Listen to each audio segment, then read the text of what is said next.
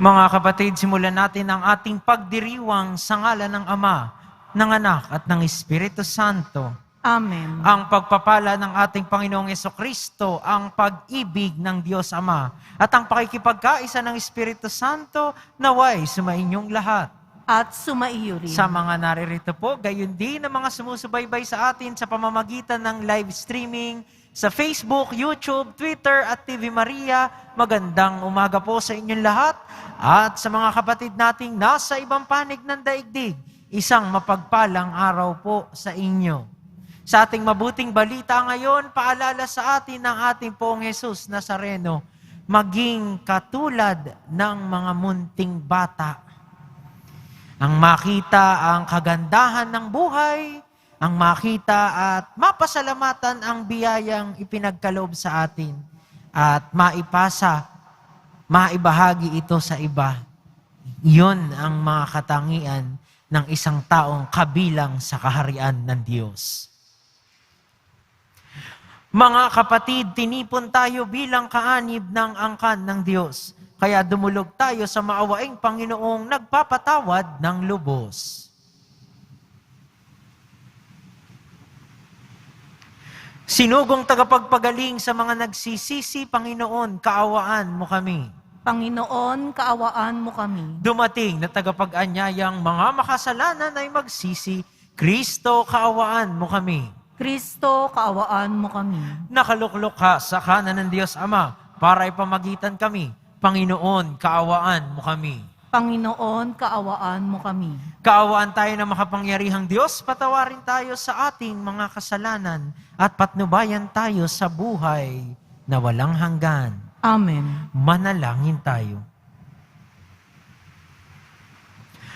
Ama naming makapangyarihan, lakas loob ka naming tinatawagan, sa ngalan mo, Ama naming banal. Sa kalooban namin ay panahanin mong lubos ang iyong espiritong sa aming kumukupkop, upang sa lupaing ipinangako kami makapasok sa pamamagitan ni Jesucristo kasama ng Espiritu Santo magpasawalang hanggan. Amen. Magsiupo ang lahat. Pagbasa mula sa aklat ni Propeta Ezekiel. Ito ang sinasabi ng Panginoon. Tao, pakinggan mo ang sinasabi ko sa iyo.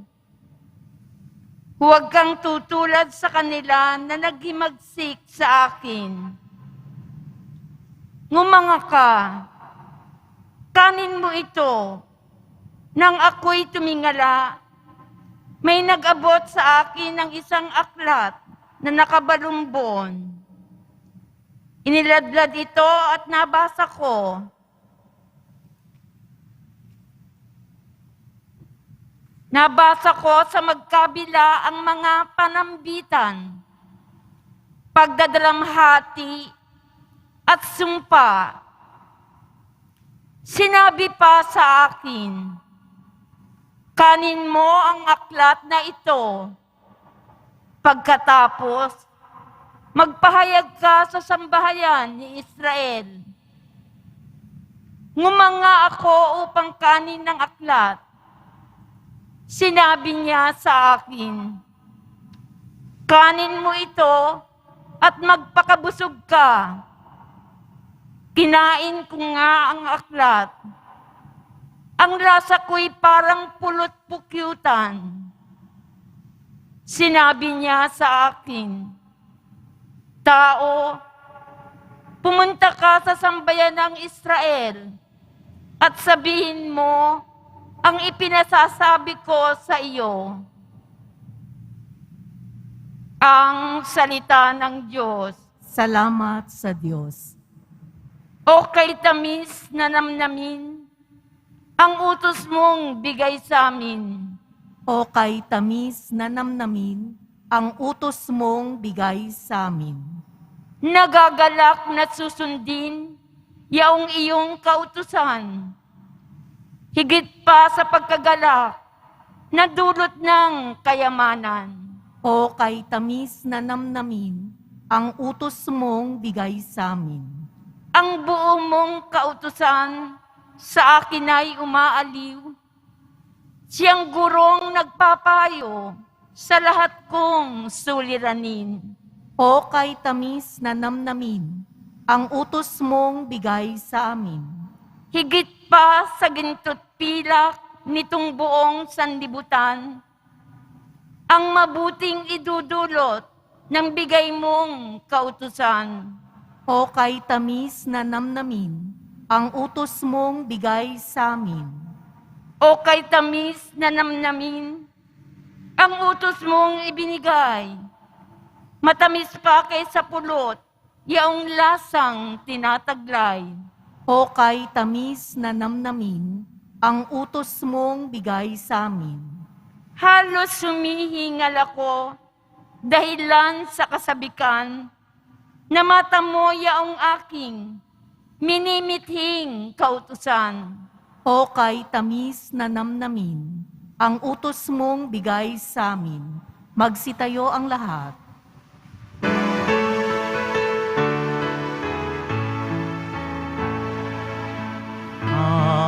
Hallelujah,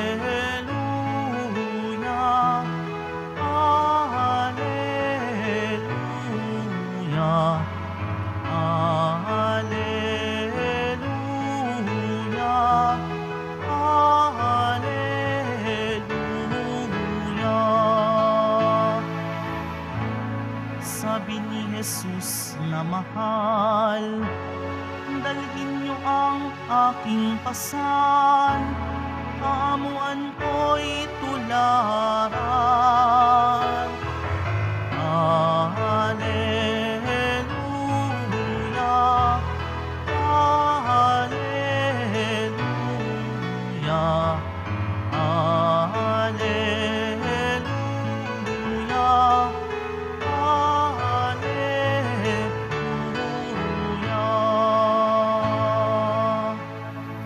Sumainyo ang Panginoon. At sumaiyo rin. Ang mabuting balita ng Panginoon ayon kay San Mateo. Papuri sa iyo, Panginoon. Nang mga sandaling iyon, lumapit kay Jesus ang mga alagad at nagtanong, "Sino po ang pinakadakila sa kaharian ng langit?" Tinawag ni Jesus ang isang bata, pinatayo sa harapan nila at sinabi, "Tandaan ninyo ito, kapag hindi kayo nagbago at tumulad sa mga bata, hinding-hindi kayo mabibilang sa mga pinaghaharian ng Diyos. Ang sino mang nagpapakababa na gaya ng batang ito ay siyang pinakadakila sa mga pinaghaharian ng Diyos. Ang sino mang tumanggap sa isang batang ganito, dahil sa akin ay ako ang tinatanggap. Ingatan ninyo na huwag hamakin ng isa sa maliliit na ito. Sinasabi ko sa inyo, sa langit, ang kanilang mga anghel ay laging nasa harapan ng aking Ama.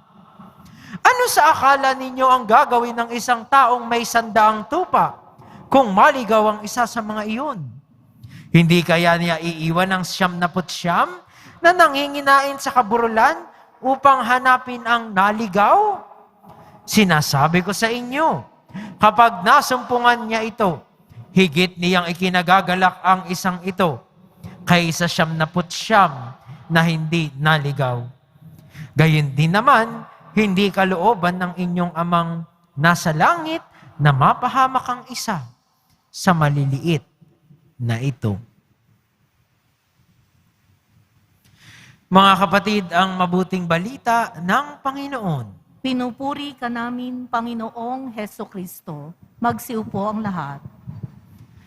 Muli po sa mga naririto, gayon din ang mga sumusubaybay sa atin sa pamamagitan ng live streaming. Magandang umaga po sa inyong lahat. At sa mga kapatid nating nasa ibang panig ng daigdig, isang mapagpalang araw po. Paano ba ang ating mga pananaw at pagkilos sa buhay? Magandang tanong po dahil sa ating mabuting balita ngayon, ipinahayag ng ating Poong Jesus Nazareno kung sino ba talaga ang kabilang sa kaharian ng Diyos.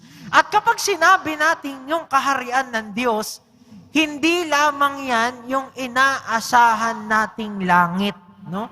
So tandaan po ninyo, kapag nangaral ang ating pong Jesus Nazareno sa kaharian ng Diyos, hindi lang po iyon yung langit na inaasahan sa hinaharap, pero higit sa lahat, saklaw po nito yung ating pamumuhay dito sa mundo. No?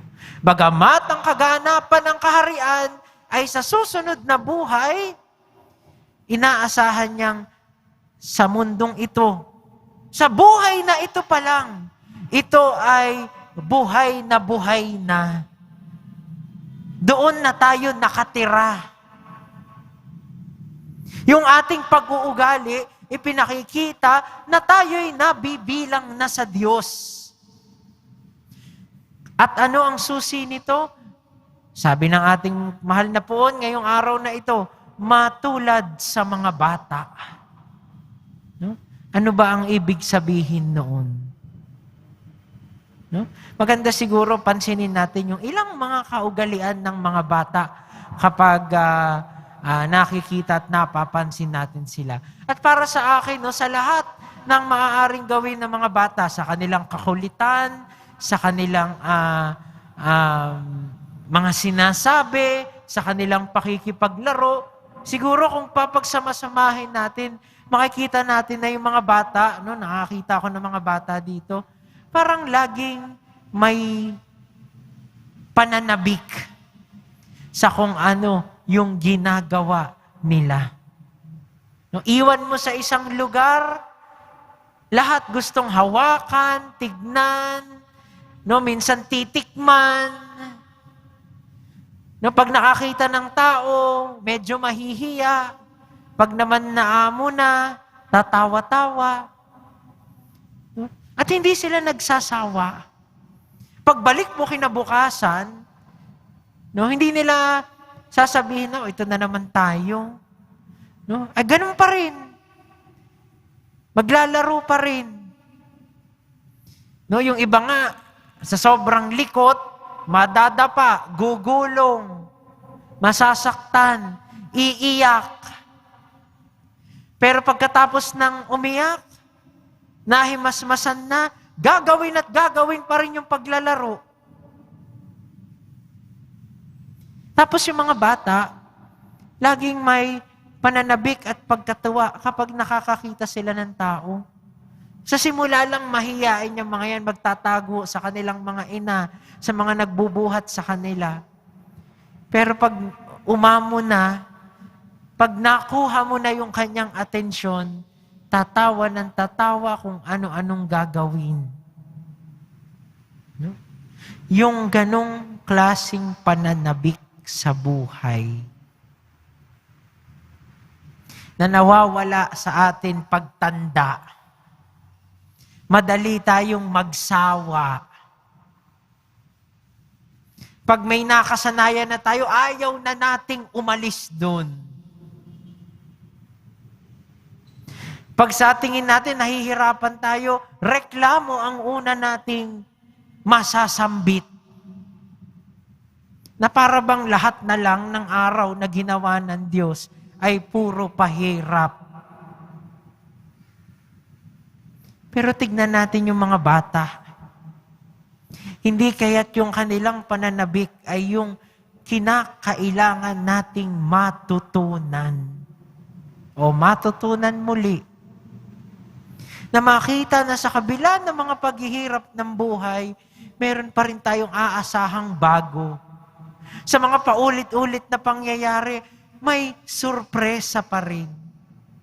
At sa lahat ng mga dinanas natin, may biyaya pa rin naghihintay sa atin na dapat nating ikatuwa. At iyon lamang, iyon ang susi para mapabilang sa kaharian ng Diyos. Kaya kapag nagdadasal tayo, kapag nananalangin tayo, no? Hinahayaan ba natin yung sarili natin na makita yung dapat nating kapanabikan? Na yung sa araw-araw na buhay natin, mabuti pa rin ng Diyos. Sa araw-araw na buhay natin, may biyaya pa rin ipinapagkaloob sa atin. Yung ganong klaseng pag-iisip, yung ganong klaseng pananaw sa buhay, ang hinihingi sa atin ng Diyos. Kasabay ng pagtitiwala na hindi tayo pababayaan. Magkaroon man ng suliranin, matinding hamon, huwag sana nating kalimutang nariyan ng Diyos. Mawala man tayo sa landas, magising sana tayo ng katotohanang hinahanap tayo ng Diyos. Katulad ng isang tupang nawawala na hinahanap ng isang mabuting pastol. Iiwan ng 99 para lang makita yung kaisa-isang yun. At bumangon tayo pabalik sa Kanya. Dahil katulad ng isang batang alam na may mabuting nag-aalaga sa Kanya, magkaroon din sana tayo ng tiwala na nariyan ng Diyos nakikiramay sa atin. At iyon ang ibig sabihin ng pagiging kabilang sa kaharian ng Diyos dito man sa lupa. Kaya naman po sa pagpapatuloy ng ating banal na misa, hingin natin ang biyaya na sana tayo'y laging maging malay sa paggabay ng Diyos. Na sana tayo'y laging nananabik sa bawat kabutihang Kanyang ibinibigay sa atin. At sa pagsimula ng araw na ito, tanungin natin ang ating mga sarili. Sa lahat ng mga bagay na paulit-ulit, nakakasawa, sa lahat ng mga takot at pangamba, sa mga bagay na hindi tayo pamilyar, lalong-lalo na pag may bagong problema, nakikita pa ba natin yung kabutihan at biyaya ng Diyos na nagbibigay buhay sa atin? Mahal na pong Jesus Nazareno, maawa ka sa amin. Magsitayo na po ang lahat.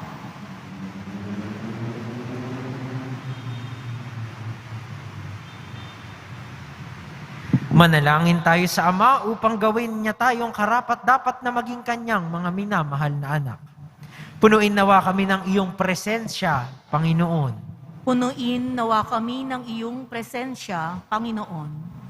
Ang simbahan naway maging epektibong instrumento sa pagpapailalim ng pananampalataya ng mga anak.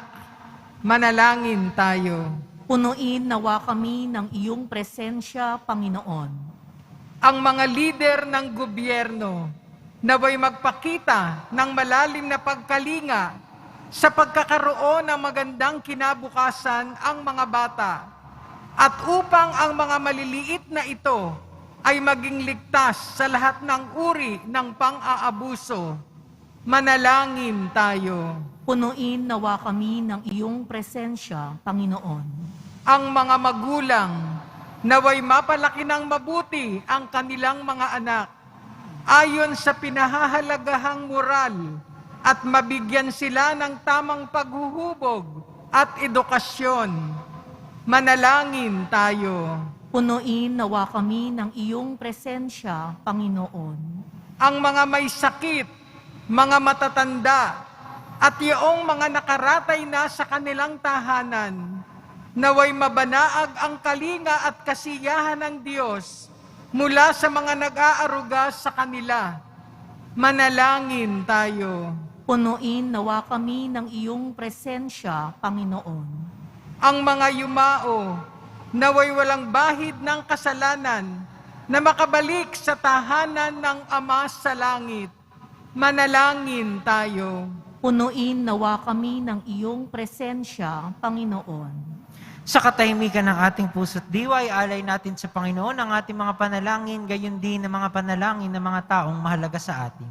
Isama po natin sa ating mga dasal ang mga frontliners at health workers na patuloy na naglilingkod sa Diyos sa pamamagitan ng paglilingkod sa kapwa ngayong panahon ng pandemya.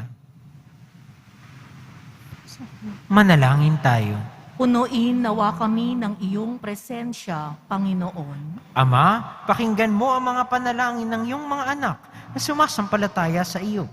Ipagkaloob mo sa amin ang kababaang loob ng isang bata. sapagkat sa mga tulad nga nila ang kaharian ng langit. Hinihiling namin ito sa pamamagitan ni Kristong ating Panginoon. Amen. Magsiupo ang lahat.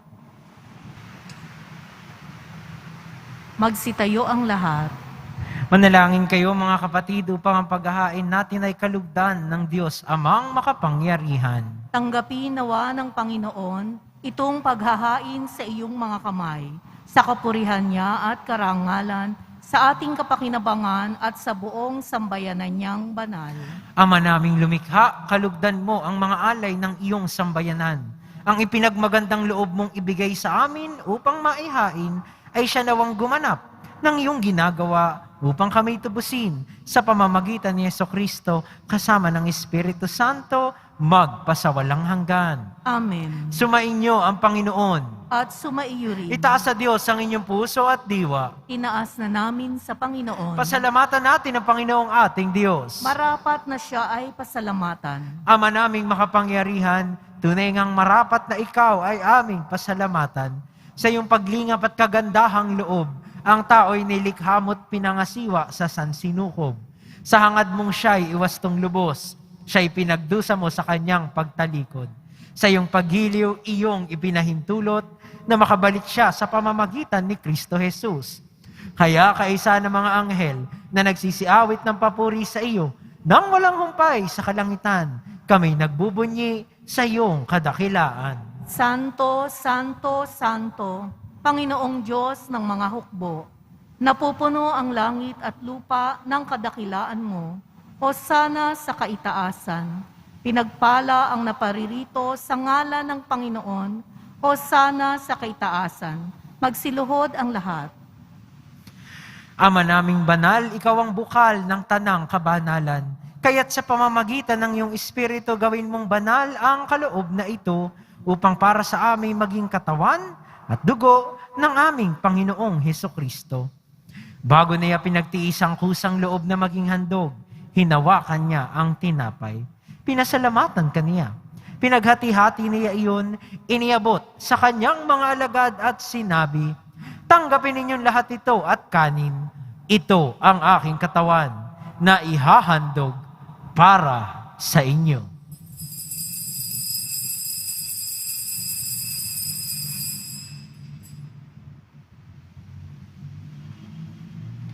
Gayun din naman, nung matapos ang hapunan, hinawakan niya ang kalis. Muli kaniyang pinasalamatan, iniabot niya ang kalis sa kanyang mga alagad at sinabi, tanggapin ninyong lahat ito at inumin. Ito ang kalis ng aking dugo, ng bago at walang hanggang tipan. Ang aking dugo na ibubuhos para sa inyo at para sa lahat, sa ikapagpapatawad ng mga kasalanan. Gawin ninyo ito sa pag-alala sa akin.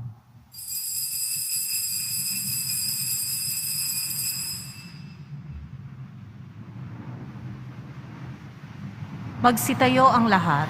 Ipagbunyi natin ang misteryo ng pananampalataya. Si Kristo'y namatay, si Kristo'y nabuhay, si Kristo'y babalik sa wakas ng panahon. Ama, ginagawa namin ngayon ang pag-alala sa pagkamatay at muling pagkabuhay ng iyong anak. Kaya't iniaalay namin sa iyo ang tinapay na nagbibigay buhay at ang kalis na nagkakaloob ng kaligtasan. Kami nagpapasalamat dahil kami iyong minarapat na tumayo sa harap mo para maglingkod sa iyo. Isinasamo namin kaming magsasalo-salo sa katawan at dugo ni Kristo ay mabuklod sa pagkakaisa sa pamamagitan ng Espiritu Santo. Ama, lingapin mo ang iyong simbahang laganap sa buong daigdig. Puspusin mo kami sa pag-ibig. Kaisa ni Francisco na aming Papa at ni Jose na aming Obispo at ng Tanang Kaparian. Alalahanin mo rin ang mga kapatid naming nahimlay nang may pag-asang sila'y muling mabubuhay, gayon din ang lahat ng mga pumanaw.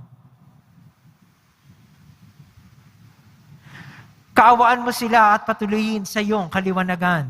Kaawaan mo at pagindapatin kaming lahat na makasalo sa iyong buhay na walang wakas. Kaisa ng mahal na Birheng Maria na ina ng Diyos, ng kabiyak ng puso niyang si San Jose, kaisa ng mga apostol ni San Juan Bautista at ng lahat ng mga banal na namuhay dito sa daigdig ng kalugod-lugod sa iyo, Maipagdiwang nawa namin ang pagpupuri sa ikararangal mo sa pamamagitan ng iyong anak na aming Panginoong Heso Kristo. Sa pamamagitan ni Kristo, kasama niya at sa Kanya, ang lahat ng parangal at papuri ay sa iyo, Diyos Amang makapangyarihan, kasama ng Espiritu Santo, magpasawalang hanggan. Amen.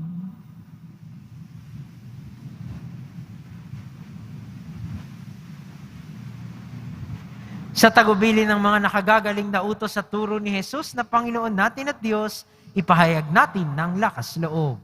Ama namin, sumasalangit ka, sambahin ang ngalan mo, mapasa amin ang kaharian mo, sundin ang loob mo dito sa lupa para nang sa langit.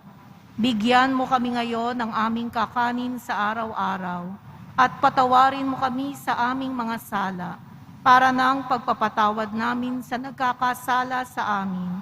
At huwag mo kaming ipahintulot sa tukso, at iadya mo kami sa lahat ng masama.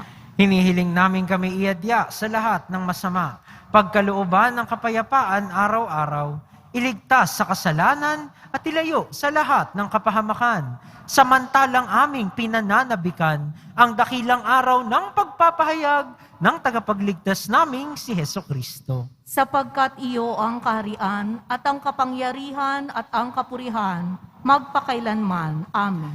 Panginoong Heso Kristo, sinabi mo sa iyong mga apostol, kapayapaan ang iniiwan ko sa inyo.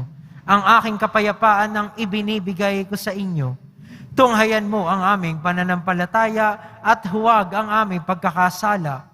Pagkalooban mo kami ng kapayapaan at pagkakaisa ayon sa iyong kalooban, kasama ng Espiritu Santo, magpasawalang hanggan. Amen. Ang kapayapaan ng Panginoon ay laging sumainyo. At sumaiyo rin. Magbigayan po tayo ng kapayapaan sa isa't isa. Kordero ng Diyos na nag-aalis ng mga kasalanan ng sanlibutan, maawa ka sa amin. Kordero ng Diyos na nag-aalis ng mga kasalanan ng sanlibutan, maawa ka sa amin. Kordero ng Diyos na nag-aalis ng mga kasalanan ng sanlibutan, ipagkaloob mo sa amin ang kapayapaan. Magsiluhod ang lahat.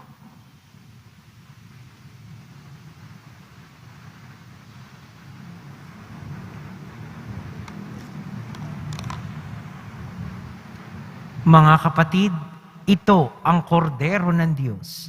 Ito ang nag-aalis ng kasalanan ng sanlibutan.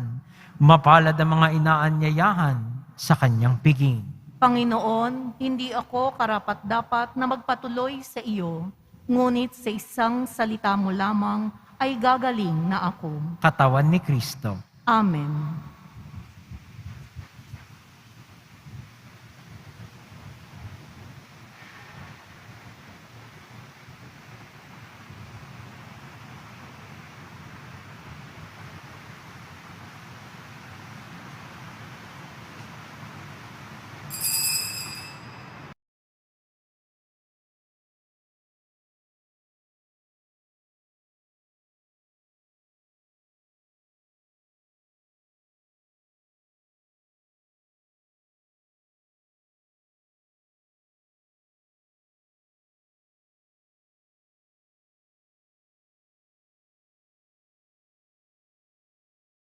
Manalangin tayo.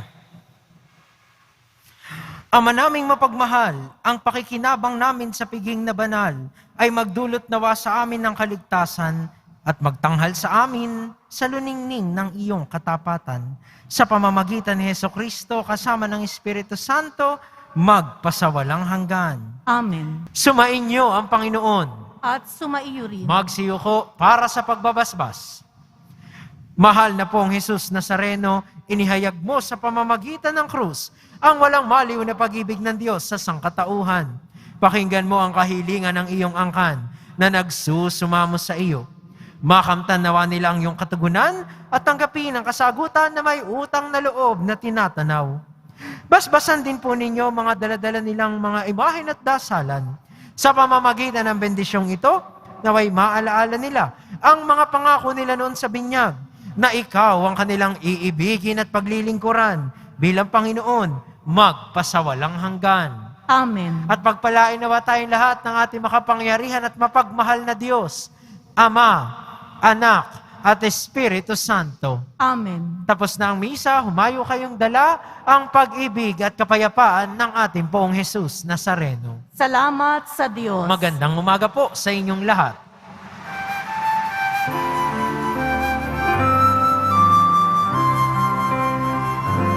Nuestro Padre Jesus Nazareno, sinasamba ka namin, pinipintuho ka namin, aral mo ang aming buhay at kaligtasan. Nuestro Padre Jesus Nazareno, iligtas mo kami sa kasalanan. Ang krus mong kinamatayan ay sagisag ng aming kaligtasan. Nuestro Padre Jesus Nazareno, inarangal ka namin. Nuestro Padre Jesus Nazareno, nilulwalhati ka namin. Nuestro Padre Jesus Nazareno, inarangal ka namin. Nuestro Padre Jesus Nazareno, nilulwalhati ka namin.